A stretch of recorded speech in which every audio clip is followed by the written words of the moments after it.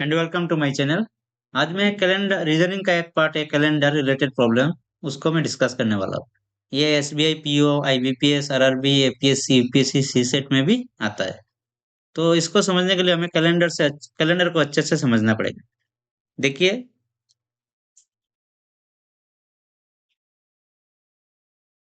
देखिए ये एक कैलेंडर है। सपोज क्या हुआ, ये संडे है और ये 9 तारीख को भी संडे होता है। मतलब 9 - 2 इज इक्वल टू 7।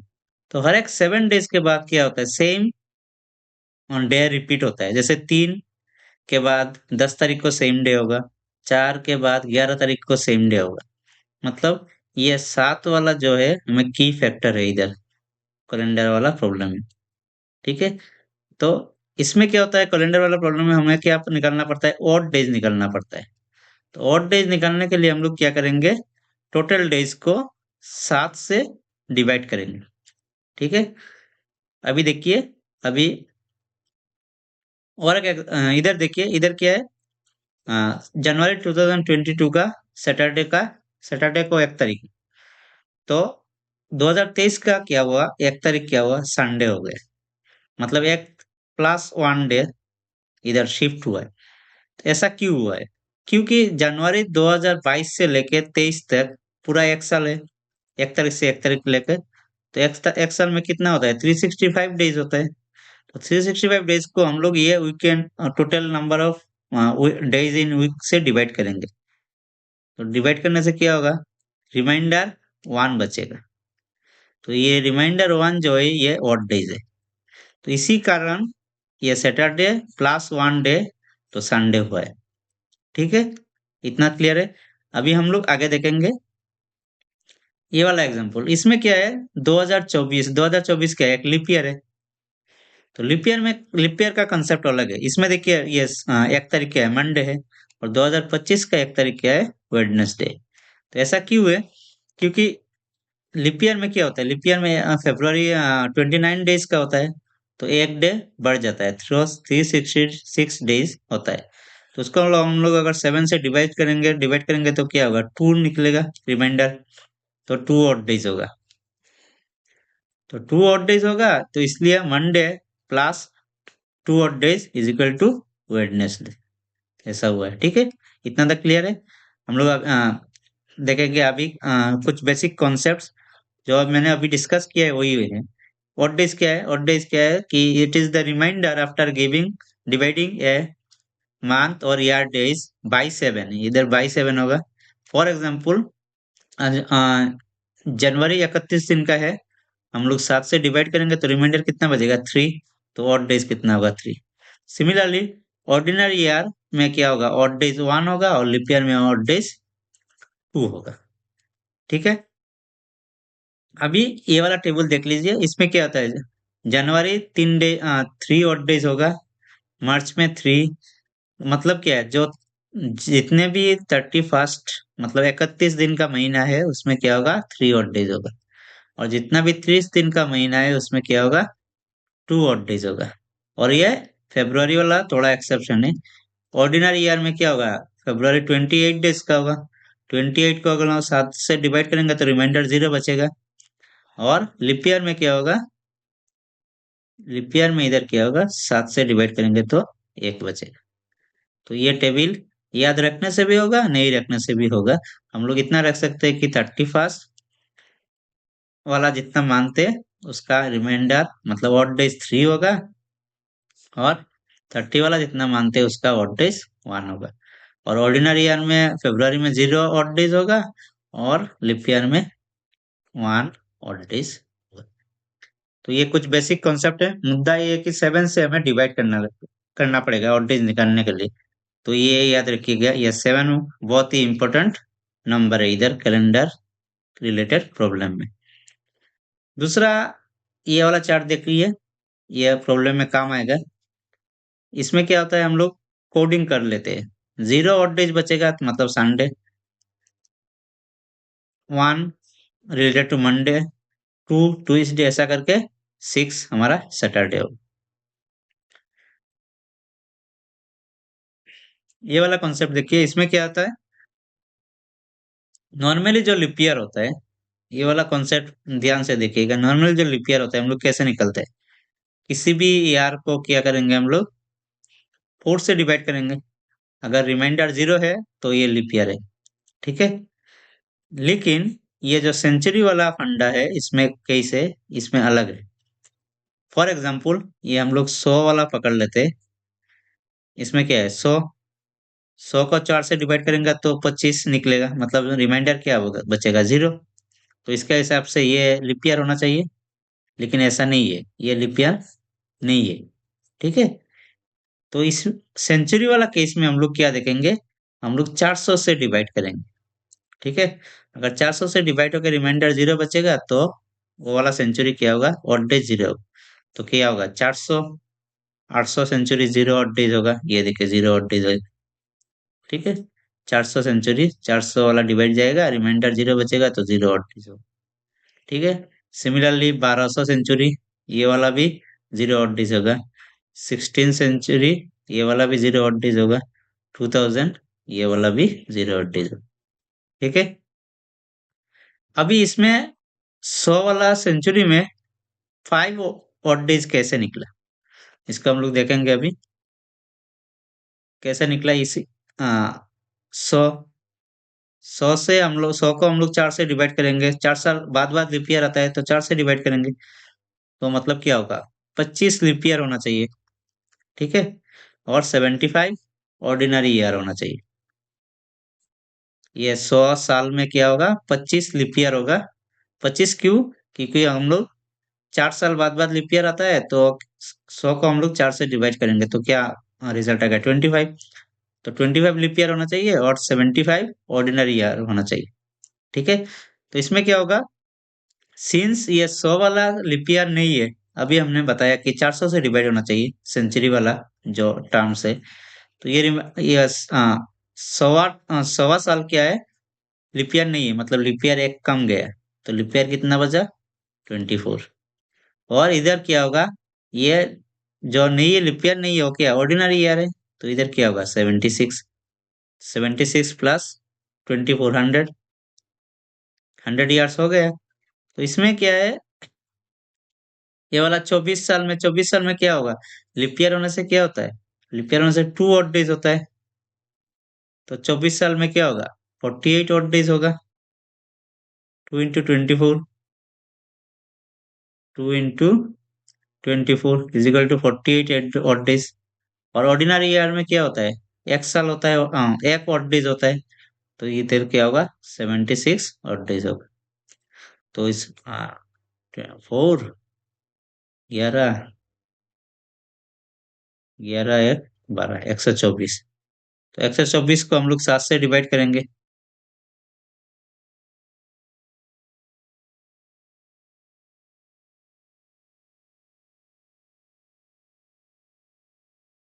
अगर हम लोग इसको 7 से डिवाइड करेंगे तो क्या होगा?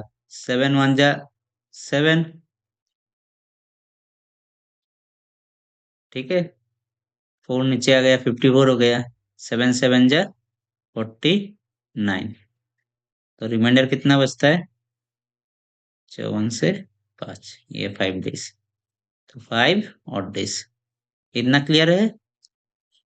तो सेंचुरी वाला प्रॉब्लम में क्या होगा ये हम लोग देखेंगे। तो ये सेंचुरी वाला प्रॉब्लम एक टाइप का प्रॉब्लम आता है। तो इसमें क्या होगा? ये वाला देखिएगा, याद रखिएगा थोड़ा।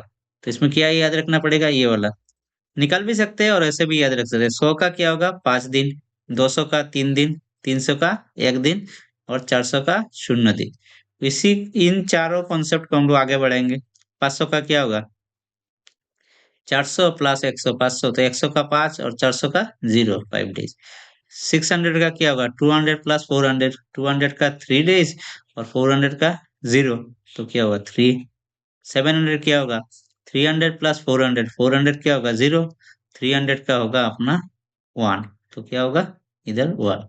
सिमिलरली 800 को हम लोग लिख सकते हैं 400 प्लस 400। तो 400 का भी 0, 400 का भी 0। तो कितना होगा? 0 और डेज। 900 का क्या होगा? 400 प्लस 500। तो 400 का 0 और 500 का 5। तो हो गया 5। तो ये वाला टेबल याद रख सकते हैं या इतना तक याद रखना जरूरी है? ठीक है। तो इतना तक ये तीन कॉन्सेप्ट है। तो तीन तरीके का प्रॉब्लम आता है, तो मैं डिस्कस करने वाला हूँ। तो इन तीन तरीके का प्रॉब्लम में ये तीनों टेबल काम आएंगे। तो ये वाला थोड़ा पोर्शन याद रखने का जरूरी है, बाकी तो हम लोग ऐसे भी कर सकते। तो फर्स्ट एग्जांपल है ये वाला। If 29 March 2008 was a Saturday, what is the 2nd April of 2012? इसमें ध्यान दीजिएगा एक बात, ये मार्च से शुरू हुआ है। इसमें क्या है, 2008 एक लीप ईयर है। ठीक है, 2008 क्या है, एक लीप ईयर है। सिमिलरली 2012 भी एक लीप ईयर है। ठीक है, लेकिन हम लोग दो लीप ईयर नहीं काउंट करेंगे। क्यों? क्योंकि ये जो मार्च है, ये 2008 का मार्च से शुरू हुआ है, मतलब फरवरी चला गया है। और 2012 का फरवरी के बाद मार्च अप्रैल आता है, तो इसमें फरवरी इंक्लूड होगा। ठीक है, और इसमें फरवरी इंक्लूड नहीं होगा। तो हम लोग क्या करेंगे, पहले 29 मार्च 2008 से लेके 29 मार्च 2012 तक निकाल लेंगे। तो क्या होगा, 29 मार्च 2008 से लेके 29 मार्च 2012 तक कितना हुआ, 4 ऑर्डिनरी ईयर हुआ। एक लिप ईयर हम लोग पकड़ सकते हैं, तो फिर भी मैंने समझाने के लिए मैंने ये लिखा है, 4 साल हम लोग पकड़ लेते हैं।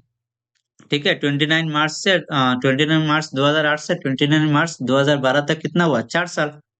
4 साल में 4 ऑर्डिनरी ईयर में क्या होता है, 4 डेज आएगा। ठीक है, और ये फरवरी 2012 का हम लोग काउंट करेंगे, 8 का नहीं करेंगे, क्योंकि मार्च फरवरी के बाद आता है। तो फरवरी 2008 का जो इसमें क्या होगा, फरवरी काउंट नहीं होगा 2008 वाला साल में। ठीक है, तो 4 प्लस ये फरवरी का और एक दिन बढ़ गया और डेज, तो कितना हुआ, 4+1 = 5। ठीक है, तो फरवरी प्लस 29 डेज, तो उसका एक दिन बढ़ गया, तो 5 और डेज हो गए। ठीक है, अभी क्या है, इतना तक हम लोग, कितना तक निकल निकल गया हम लोगों का, 29 मार्च 2012 तक। 29 मार्च 2012 तक। हमें क्या है, अप्रैल तक निकालना है, तो मार्च अप्रैल।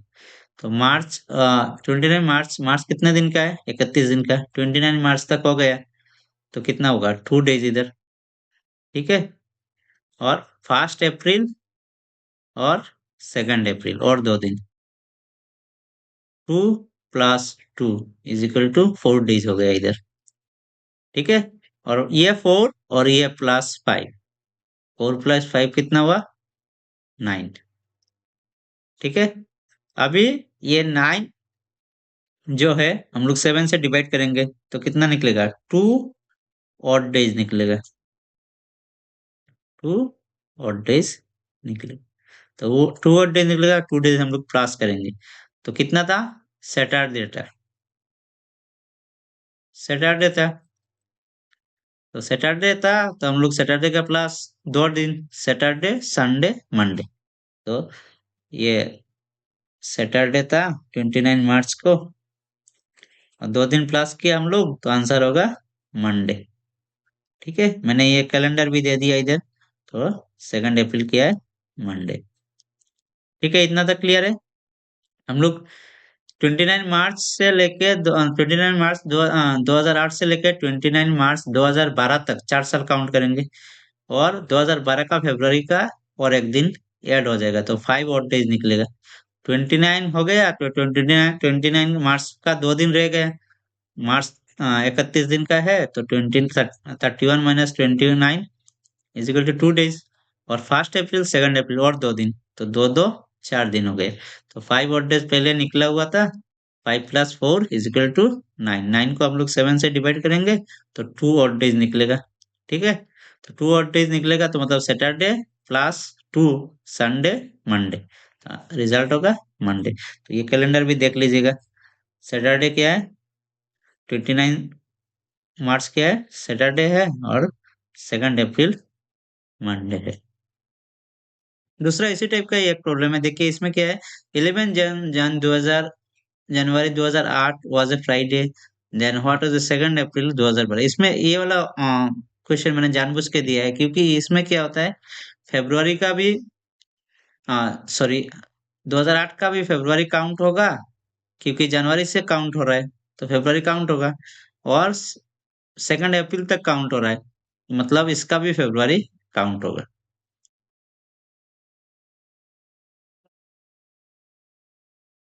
ठीक है।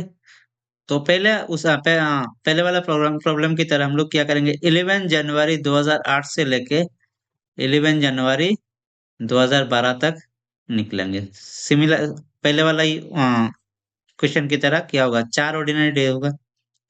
और इसमें क्या है, 2008 को हम लोग लिप ईयर काउंट करेंगे। ठीक है। तो लिप ईयर काउंट होने से और एक दिन बढ़ जाएगा लिप ईयर के कारण, टोटल कितना होगा, 5 ऑड डेज होगा। ठीक है।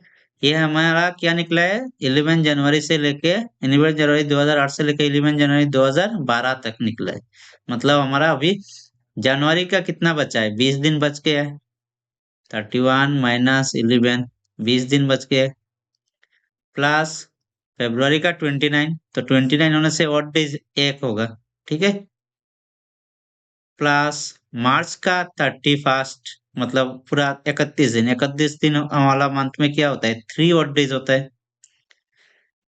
ठीक है।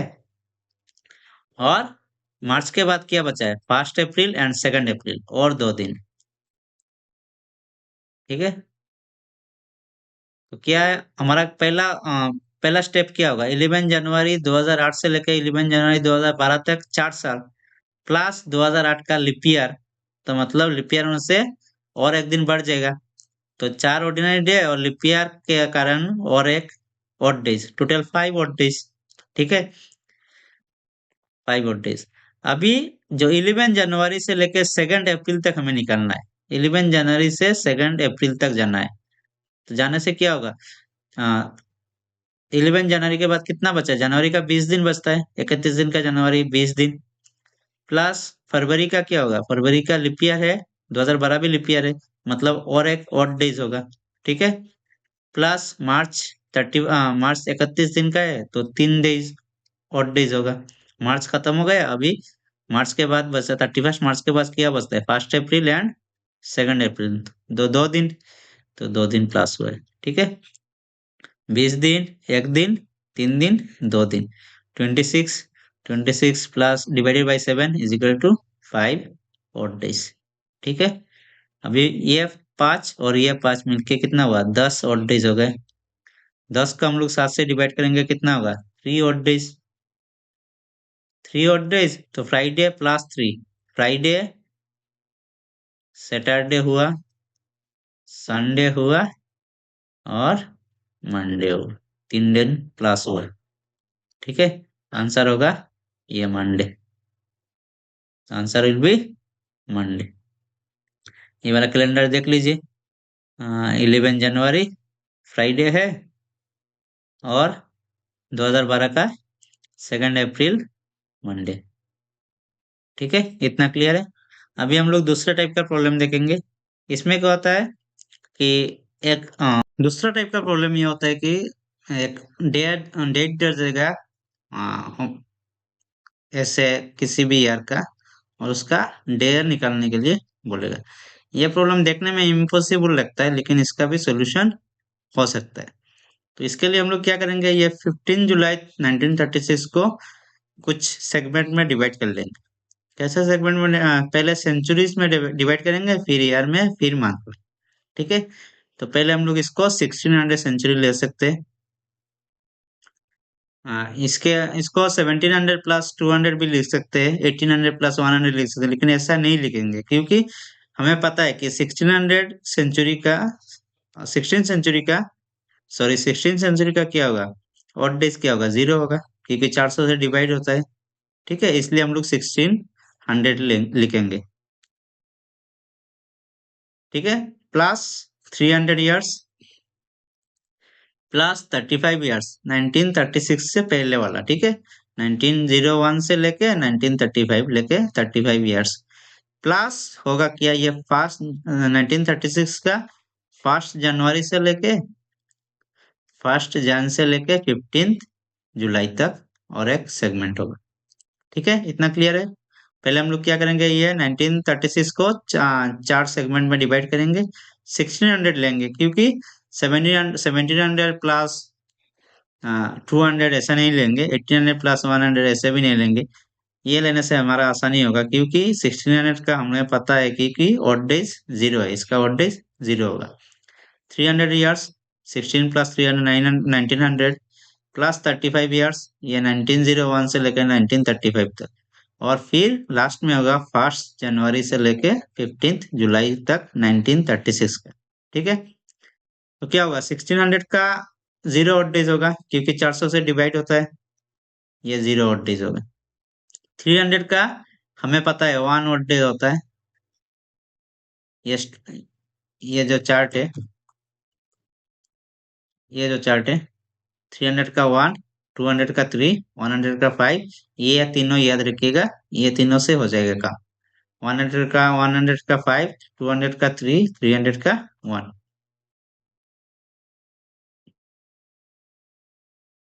ठीक है, तो इसका क्या होगा, 300 का होगा 1 डे, इसका होगा 1 डे।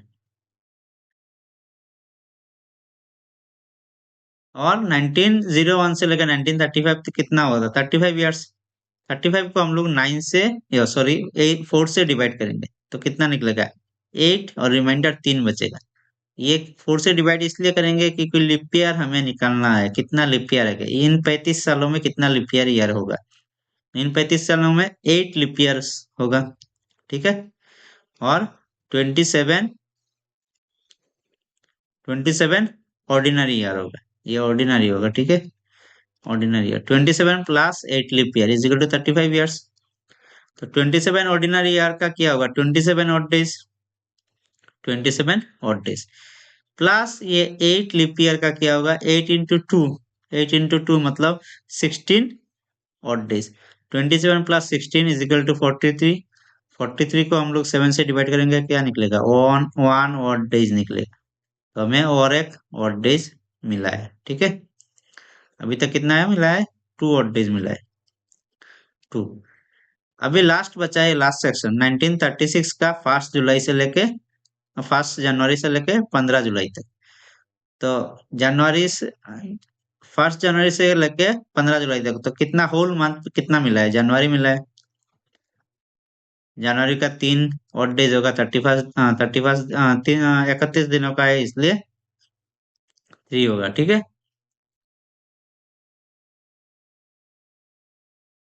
फिर होगा फरवरी। फरवरी का क्या होगा, 1936 लिप ईयर होगा। ठीक है, लिप ईयर होने से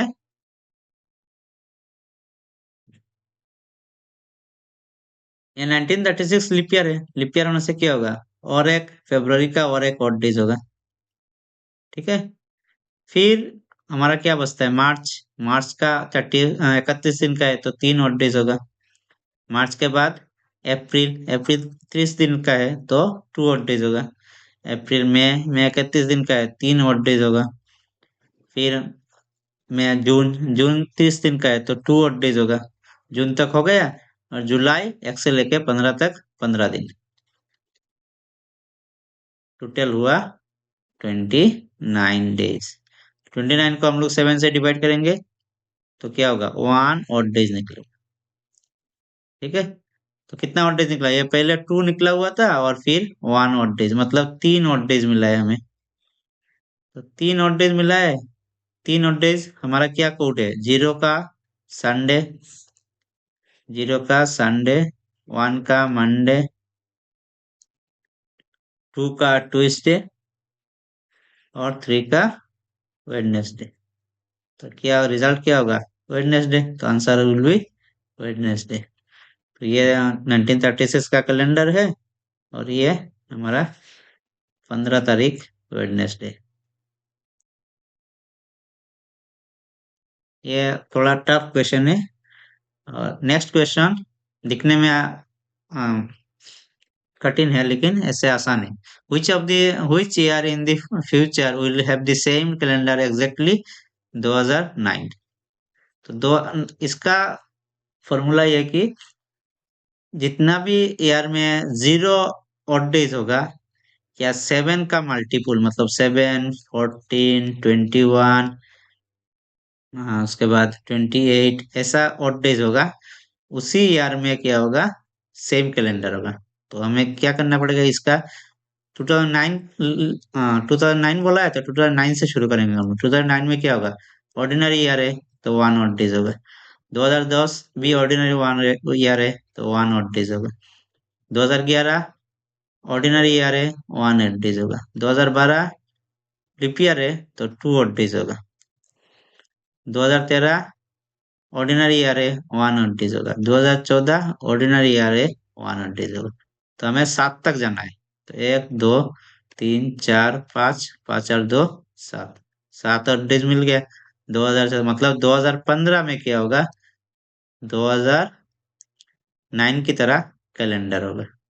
ठीक है, 7 तक जाना है हमें 2000 ने ऐसे करके। तो ऐसे भी हमें इसको कर सकते हैं कि लिप ईयर कितना होगा। मतलब अगर लिप ईयर 2 लिप ईयर मिल गया तो 5 साल बाद कैलेंडर रिपीट रिपीट होता है।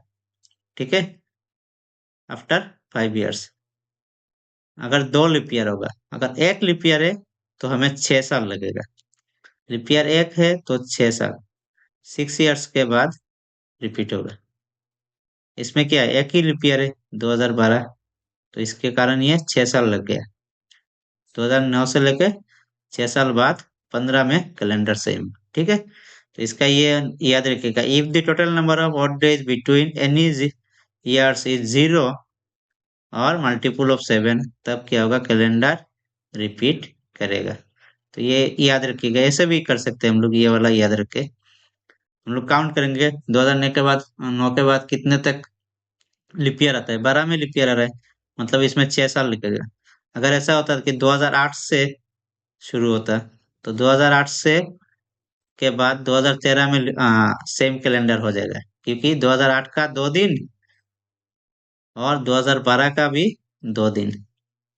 ठीक है, 2 और 2 4, और 2009 का 1 दिन, 10 दिन का, 11 का 1 दिन और 13 का 1 दिन, ऐसे मिलकर 4 दिन मिलेगा, 3 दिन मिलेगा। तो हमारा क्या होगा, 2013 में रिपीट हो जाएगा, क्योंकि 2 लिप ईयर है, 2008 और 2012।